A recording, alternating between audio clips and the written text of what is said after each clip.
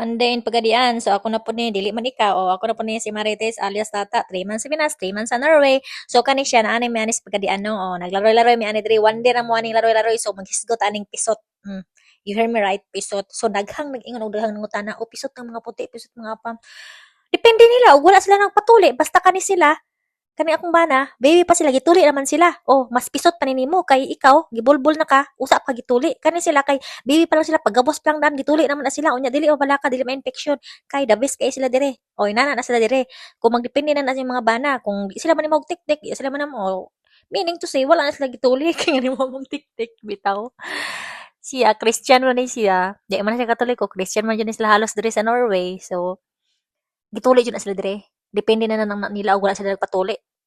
Kaya nga nung magkaanak og wala gituli, di ba? Kapoy kay ning uban. Sige pangutanang mga inana, mga private mga kuan chika-chika mo na ay basta kay karon ako nag-ingon ako di ari kay kapoy namon ko anang sige pangutana si pangutana gud umo na ni.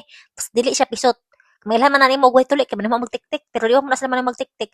Kay labi na di ari ano man diri winter man ting kuan man ting tugnaw man ya bisan pag magdili ting tugnaw dili winter di man po sila magtik-tik so meaning to say gituli na sila kay bata pa na sila baby pa na sila di are gituli na sila daan giputol na ang sa dapat iputol mo na to o kung mga lag mo pagadian lagan ninyo ni diring pagadian kay kuan duol ra ni kay one day ra mi aning pagadian unya kay nangita mi kalaagan di mo na ni naabot mi diri nindot diya all right na buri ana alindot pug kayo diha pag aura-aura ka oh that's all po today bye